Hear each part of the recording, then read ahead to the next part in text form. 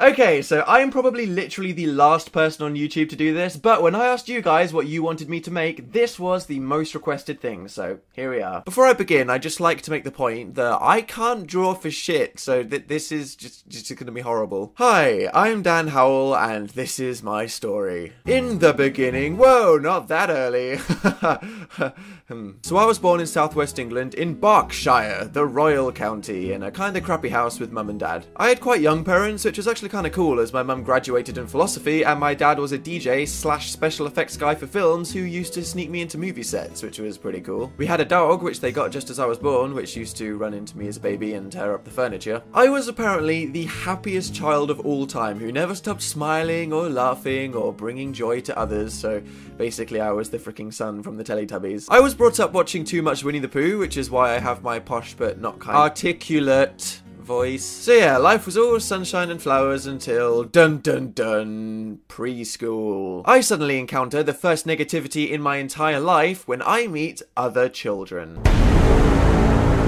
But it's okay, because the guy that pushed me over on my first day was obsessed with this girl who kissed me in the playground and said she wanted to marry me. And he cried, so lol. Too bad. I have memories of my dog finding a huge bone in the woods and me freaking out and doing a lot of traveling with my parents, which was amazing. But hey, who needs that when you have a PlayStation 1? Yeah! Suck it, universe. Crush Bandicoot and Final Fantasy characters could be my role models. From the age of 5, I supposedly expressed an interest in acting when I was cast in the lead role of Santa in the school's obviously satanic Christmas play. Yeah, I was one of those guys who actually joined the theatre club when I was about 8, so my parents decided to send me to a musical theatre school on Sundays, much to the horror of my Christian grandma. I went on my first proper date with a girl to the cinema who was scared by the movie we watched and cried for 2 hours before being picked up by her parents. Smooth moves, Dan. My mum then popped out a little brother, and before I knew it, it was time to go to secondary school. So hey, this is the part of the video where the music stops and it gets really sad, and I explained that sometimes it wasn't that great because the place was full of giant dickheads. Now, if my utterly friendly and joyful personality didn't help me out in preschool, it definitely didn't help me out here, as for some reason being nice was clearly a bad thing that needed to be punished. The thing was, I never retaliated to anything, which when I looked back I thought, man, I wish I just threw my shoe at that guy or made a classy your mum joke, but now I realise all these kids probably had shitty things happening in their life and I was kind of being the bigger person. So yeah, the joys of being a teenager. School, homework, family drama, friend drama, dog dies, hormones, fun, fun, fun. But guess what? Everybody had to deal with that kind of stuff, and like everyone says, it gets better. You just need to survive, and one day you'll be where I am, seeing that they're all unemployed burger flippers and unfriending them on Facebook.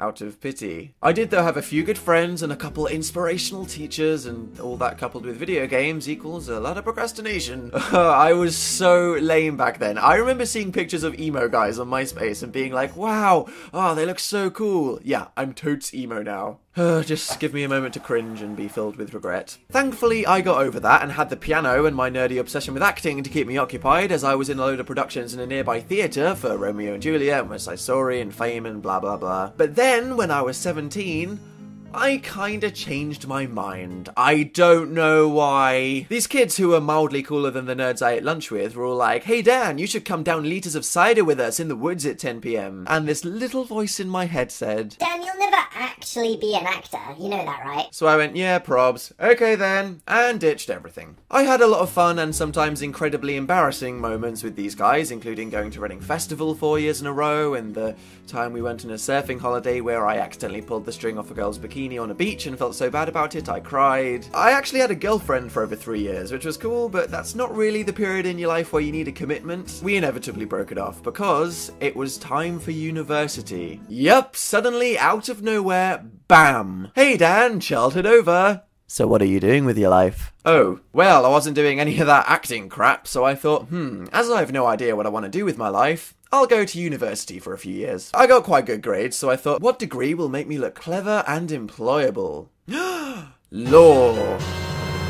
So I took a gap year that I spent getting fired for selling axes to 10-year-olds and playing a lot of Xbox, and this is when I started goofing around on YouTube. I have been watching things on this website since the beginning. Like you guys, I watched YouTubers for years, people like Shane Dawson, Charlie McDonnell, Community Channel, and after being persuaded by some friends, I decided to start making my own YouTube videos. Then before I knew it, I was at the University of Manchester. Traditionally in English universities, you spend most of your first year not doing any work and drinking until you're violently ill, which is exactly what I did, but I had some incredibly fun times with the friends I made, so I was very glad to have had pretty much the perfect first year experience. I then decided for the next year to move into an apartment with my internet friend Phil, as we both needed someone to live with, and we knew by then that we both liked the same TV shows and food, which is literally all you need in a friend, but it was also cool because we both did YouTube. Then out of nowhere came the existential crisis. I don't know where it came from, but one day I was just studying for an exam and just freaked out. I was like, I hate law, this is so boring and awful and I don't want it to be my life, so what do I want to be my life? Oh, it's too late to go back and make other choices, oh god. So I took a year out from uni to basically roll around on the floor pondering about the universe for 10 hours a day and go to a bunch of YouTube events. I call this my internet hobo year. Then luckily in the summer, someone from BBC Radio 1 called our house and was like, hey, you and your friend Phil are cool, want to do a weird video show on Christmas? And we were like, hells yeah. So I took the plunge with my mother's blessing and decided to go for it. I drop out, pursue this radio thing, and actually start trying with the YouTube thing I do. So me and Phil decided to move to London where it was all happening, and for the first time I really started putting effort into my YouTube channel and it started to pick up steam. This is when people from the radio were like, want an official weekly radio show? And we were like, holy crap, okay. So as of 2013, me and my friend Phil have a show on BBC Radio 1 every Sunday which goes out to the entire world, which is crazy, but we think our show is awesome and we're loving it. Then soon after, my YouTube channel hit 1 million subscribers, which is something in my 3 years of YouTube, after having watched and idolized other YouTubers for almost a third of my life, I never thought would ever happen, and I was basically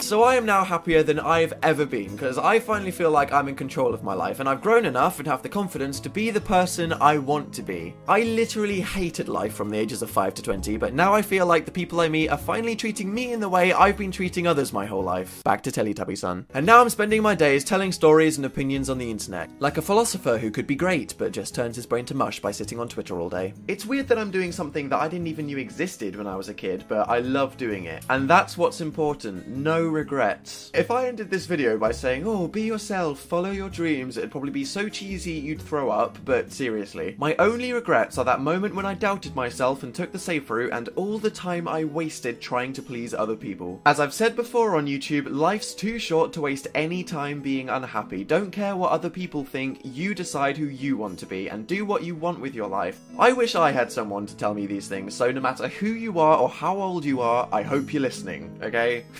I honestly have no idea what my future holds, but it kinda looks exciting, so to anyone that's interested, I look forward to you coming on this journey with me and learning more about the world as I do. I'm Dan Howell, and that's kinda my life so far. The end. It's the sexy stickman dance. This just looks utterly awful, but well. Please hit the like button if you've enjoyed this video, and you can click here to subscribe to my channel if you want to see more of my videos. Thanks.